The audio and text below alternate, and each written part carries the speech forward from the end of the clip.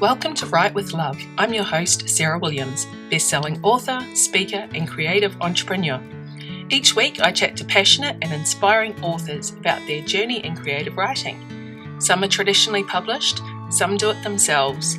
Everyone's journey is different, and everyone has something interesting to say. We all love love and love what we do. Today's show is brought to you by our amazing fans and supporters on Patreon. If you'd like to help support the show and get some awesome bonus episodes, go to patreon.com/Sarah Williams Author to learn more. Now here's today's show.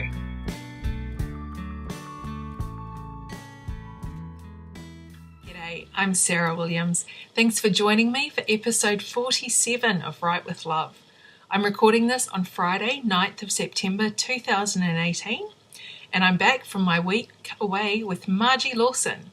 If you're a writer, you've probably heard of Margie and her Imagine courses. She teaches deep editing, which I found really interesting and very helpful. I came home with a ream of handouts and notes on how to better my manuscripts. So this week it's been heads down editing my final draft of The Dairy Farmer's Daughter, which will be at my editor's by the time this show airs. And of course it's on sale through Kindle, Koru and everywhere else.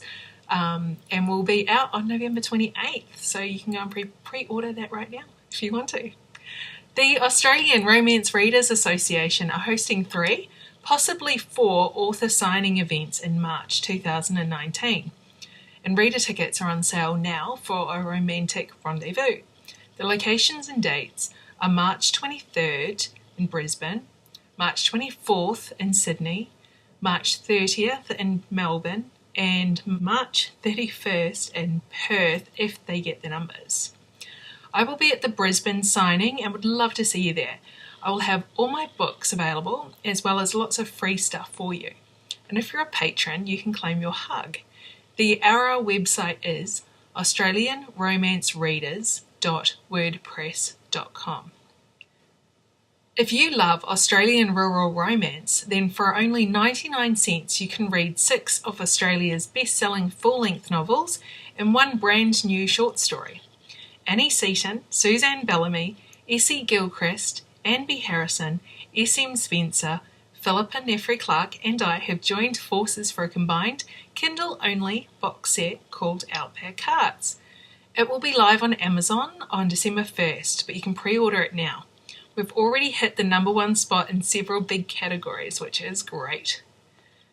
If you would like to join me here in the beautiful Maleny hinterland, I have 2 spots left on the Writers' Retreat I'm hosting, May 31st till June 3rd, 2019. All the details are on my page, sarahwilliamsauthor.com/Maleny-Writers-Retreat. We will be writing, talking craft, and having fun. I will also show you all the steps involved in uploading a manuscript to distributors and how to professionally self-publish. If you miss out on that one, I have just opened bookings for my Noosa Writers Retreat. If you're free October 18 to 21st, 2019, come and join us at the trendy beachside town for a weekend of writing and marketing tips. Both retreats are strictly limited to 6 people, so get in quick. And if you are an author who would like a shout out on the show for as little as $25, send an email to sarah@serenadepublishing.com or become a patron at www.patreon.com/Sarah Williams Author for more information. Next week, I'm talking to horse enthusiast Lizzie Tremaine, a historical novelist from New Zealand who I met at the RWNZ conference in August. And today on the show is my chat with Rita winning Kiwi author Brynn Kelly. Brynn is such a sweet, talented woman. I'm thrilled to share this one with you. Now here's the interview and I'll see you next week.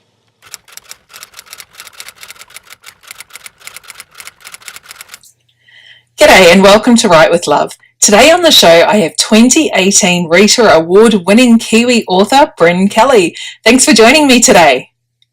Thank you for having me. I'm glad we could make time. Yeah, I'm really excited about this conversation. So, congratulations on the Rita. What an achievement. Thank you. I know it was such a surprise. I mean, I know it's a cliche to say you didn't see it coming when you actually entered the competition, but I really didn't. I mean, I was really hopeful. I think everyone's hopeful that they'll final, but I thought that's where it would end because there were, I don't know, 9 books in my category, and I had read a few of them, and they were amazing. Wow. And I just really, honestly, did not expect my name to flash up on the screen. And yeah, it was. I'm still in shock. And what is it? 6 weeks later, or 8 weeks later, or something? Yeah. And you went over, and you were actually there at the award ceremony. No. I almost did, but it was just quite a difficult time because it's in our school holidays, and my husband was really busy at his work, and I in the end made the difficult decision not to go, and boy did I regret it. Oh, I bet.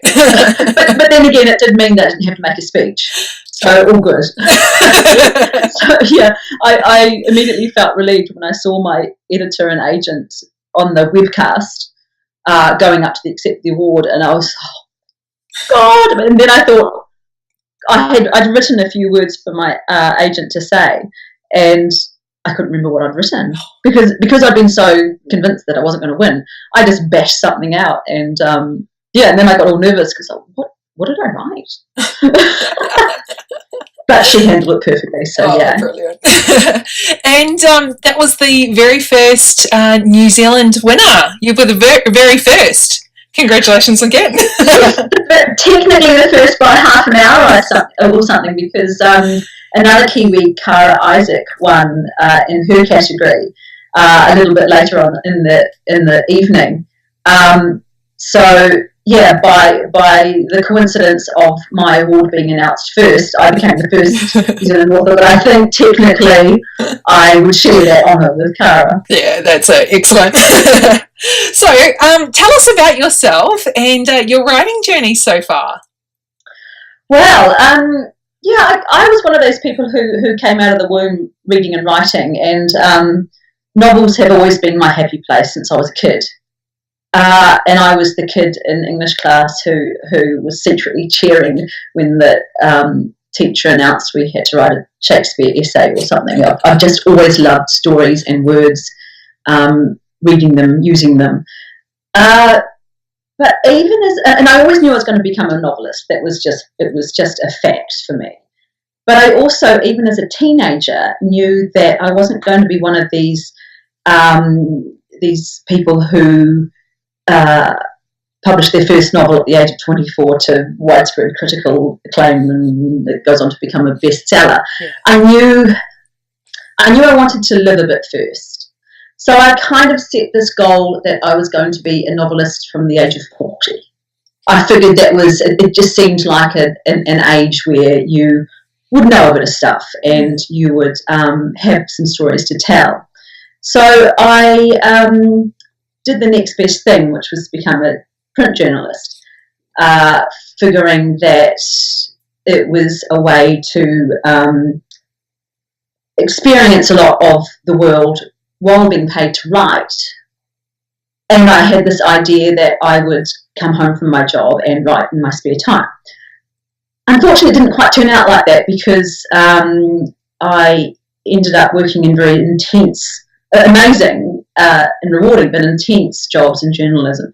And I would find that the last thing I wanted to do after a day immersed in words and interviews and writing or editing, depending on which job it was, the last thing I wanted to do was come home and write, or even read. You know, my reading suffered too, and I would tend to only write or read during my holidays, and that was quite frustrating. And I got to my early 30s, and I thought, you know, what am I actually doing to achieve this lifelong goal? And of course, I was writing every single day, and I had by that time written my first non-fiction book. I'd written 4 or 5 altogether. And that was creative non-fiction, so it's using the creative storytelling to tell non-fiction stories. But it wasn't quite fiction, you know. So I took a job working in magazines, sub-editing, which meant that I was a bit distant from the writing process, which I find the sort of the exhausting process, or the process which drains my fuel. I mean, I love doing it, but there's only so much I can do. So I took a job editing House and Garden magazine, sub-editing it, and wrote my first novel, which was actually a romantic suspense set in Sydney, because I had been living there previously, and I found it a very evocative place. And that was back when it was a series, a category novel, and it was back when Harlequin was really one of the only options. I mean, we're talking about 12 years ago, I guess. And so I sent it to Harlequin, and it got rejected, and I was devastated. Because I thought, this is it. This is where I'm going to, start my career, and I'm going to have this wonderful, I'm going to be able to shut myself away in my study and just start doing it. And it didn't quite work out. And then I promptly had 2 kids and wrote and went freelancing, and wrote more non-fiction books and copy-edited manuscripts and proofread manuscripts. And again, a few years later, I'm like, what am I doing? Actually, to meet my goal, my number one goal. And so I went back to that manuscript and rewrote it, which was actually a really good exercise, because I could see how far I had moved on in that time, even without doing a lot of intense writing. And so having, written a full manuscript and then rewritten it, I think was just the best training, rather than, I think a lot of writers will start so many manuscripts and not finish them. For me, going through the experience of writing a full manuscript and then rewriting it just taught me so much. It was kind of, and at that time, I was very lucky. I won the Valerie Parv Award from Romance Writers of Australia, and so I was able to work with Valerie on that story and another one. And I also got a mentorship with Donna Allwood, who's a Canadian author, and I got one with Daphne Clare, who's a New Zealand author. Yeah. And it was just the most amazing experience it was my postgrad. Course in creative writing, working with these women, and as well as reading every book on craft that I could, and so I rewrote that first novel. I also wrote another one that was a contemporary, and both of them failed at the last hurdle to get published. Wow. And then I realised that what I had been doing was writing what I thought the editors wanted, writing what I thought would fit in that box of that market. And so I thought, you know what, I'm going to throw that away, and I'm going to think big. I'm going to think about what kind of story would really get me passionate about digging into it and writing it. So I let myself think as big as possible. And I was standing on a beach down the road from me with my 2 little kids playing in the sand, reading a Vanity Fair article about the modern French Foreign Legion. And my first reaction was, wow, is that still a thing? I mean, to me it was something from the early 20th century, and thinking about that film The Mummy that was set in the 1930s, I think. 1930s, 1940s. Anyway, so I became fascinated by that, and by this idea that even to that day there are people who give up their lives to go and fight wars for another country. And so that sort of started me thinking, and so it just got my ideas kind of got bigger and bigger from there. And it was interesting because all of that time spent in journalism started to filter in, and which had been my plan all along, but I wasn't, it was sort of almost subconscious. There was early on in my journalism career, I had interviewed a woman who had been brought over to New Zealand on the promise of by a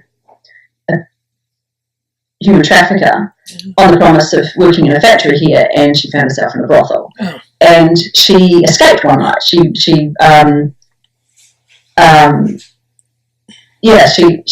climbed out a window in this house where she was being held hostage, and without knowing a word of English, ran down the suburban street and knocked on the door, and she was rescued. And so I ended up reading. There's a strong element of human trafficking in the novel. So it just sort of got bigger and bigger and bigger in all sorts of different directions, and then I wrapped it all in one. And it's I think that was my breakthrough, was taking that risk. Yeah. And using those experiences that had really left an impression on me, and wrapping them into a novel. But I thought it would be too big. I mean, I thought that it was too over the top, and editors wouldn't buy it. But they loved that. They loved that it was big. It was epic.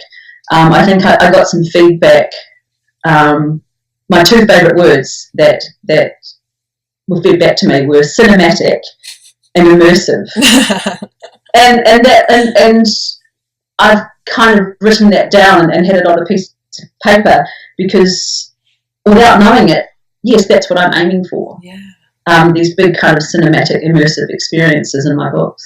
So it's Harlequin. Those ones are published with Harlequin. So that's all the Legionnaires series, isn't it? Yes, that's right. That's right. HQN. And we so have that's the title novels. Yeah. That's it. And we have some covers, so we're going to see some pretty covers for those people lucky enough to be on YouTube watching. So I'll show you my Australian covers. The great thing about publishing with HQN is that it's published in print in US, Canada, Australia, New Zealand, and in ebook everywhere else.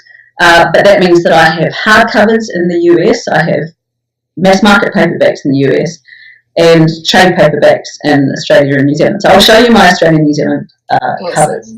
So number one, this is Exception Island, obviously. So that was my first book. I'll also show you, it's interesting the different cover concepts that they come up with.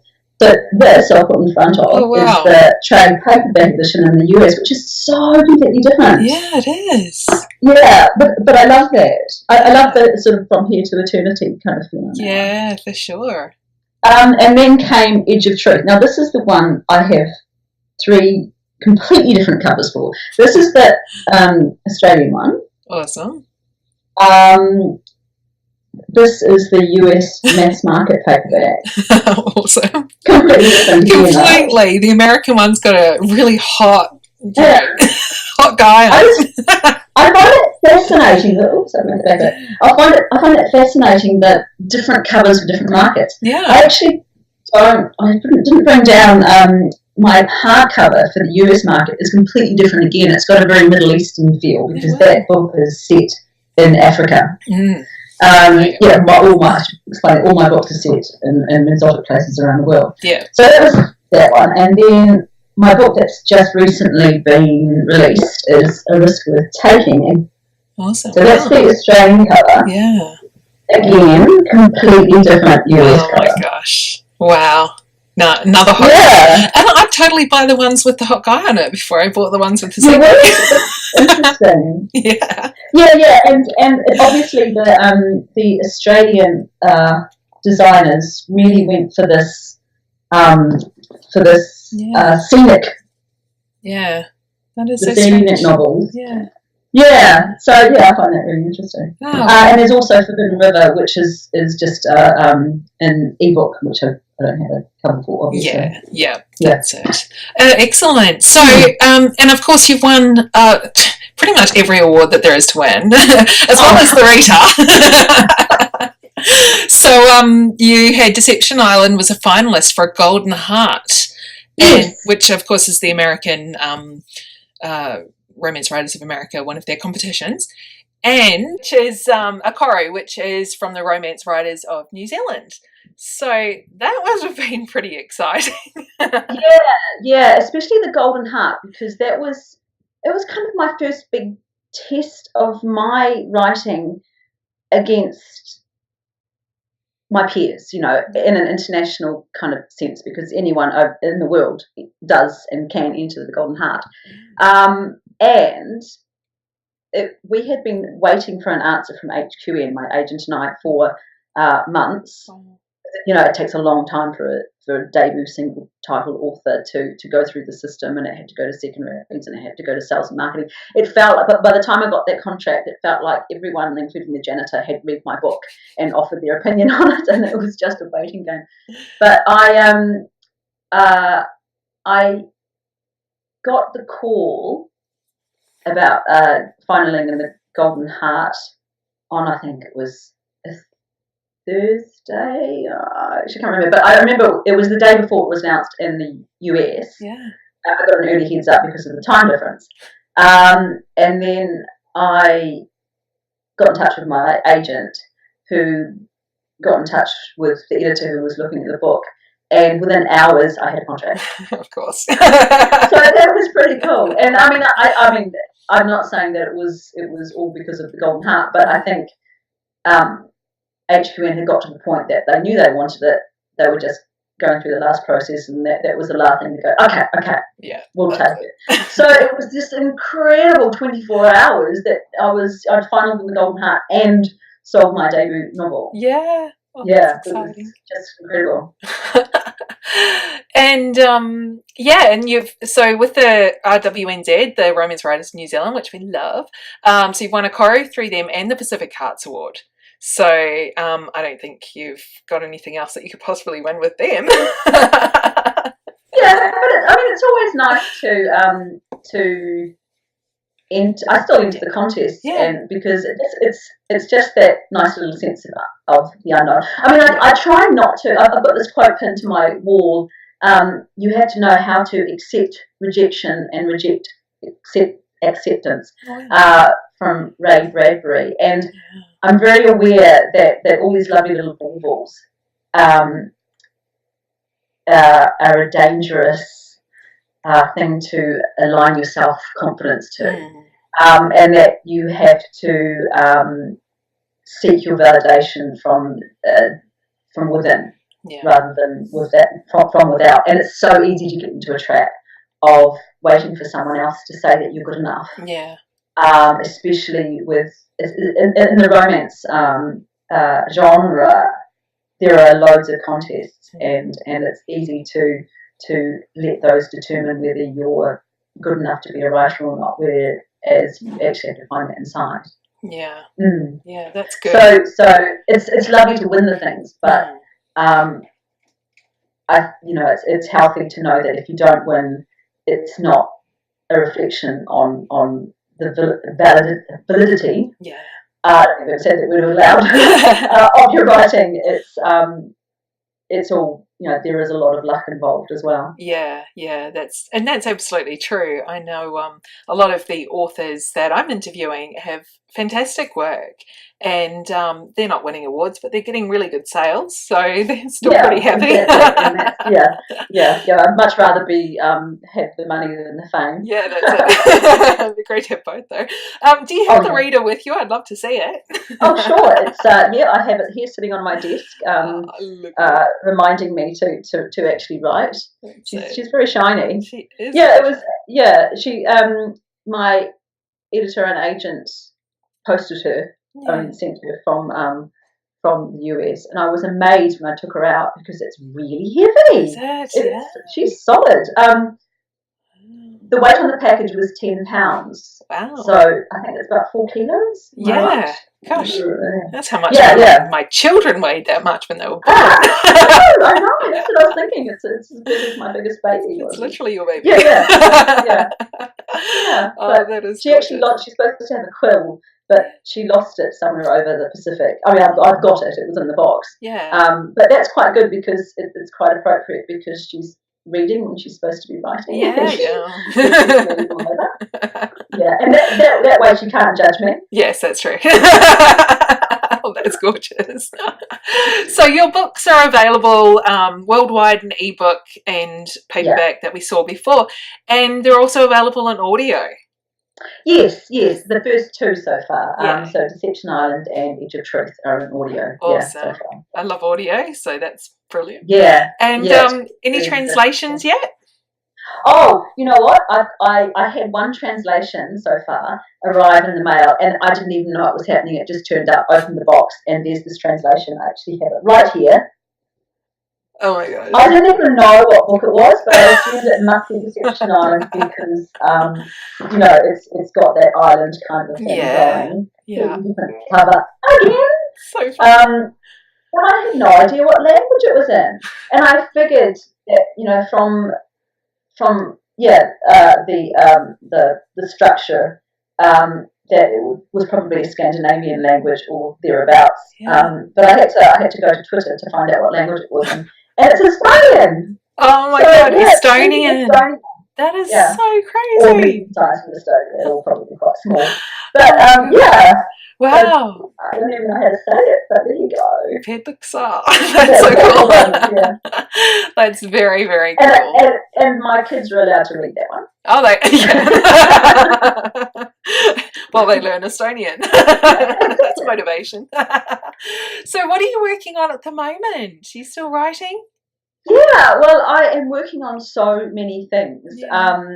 I've actually been...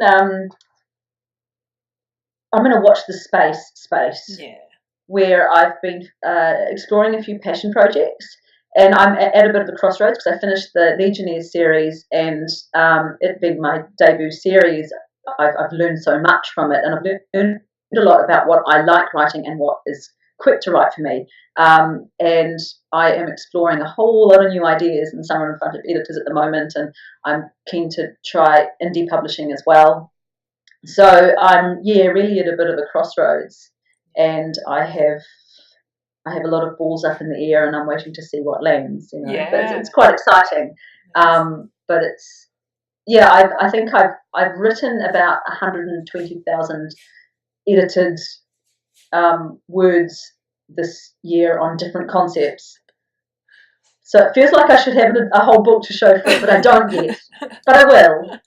Yeah, I've also been writing a children's book, which is I'm hoping to get some news on that soon as well. So when I say I'm exploring things, I'm exploring a lot of different things. That's awesome. Well, that's great. I can't wait to talk to you again when you've diversified into children's books and all these other things. I've got so much time to have a write for adults and children at the same time. That's it. Oh, some people manage it. Oh dear. Oh, that was fantastic. Thank you so much. And where can we find you online so we can stay tuned? Sure, it's just Brynn Kelly. That's Brynn with 2 N's, so BrynnKelly.com. Awesome. Well, thank you so much for chatting with me today. That was really great. Yeah, really enjoyed it. Thanks for joining me today. I hope you enjoyed the show. Jump onto my website, sarahwilliamsauthor.com, and join my mailing list to receive a free preview of my books and lots of other inspiration. If you like the show and want it to continue, you can become a sponsor for just a couple of dollars a month. Go to patreon.com/sarahwilliamsauthor. And remember to follow me on Facebook, Twitter, and Instagram. And don't forget to subscribe to my YouTube channel and leave a review of the podcast. I'll be back next week with another loved up episode. Bye!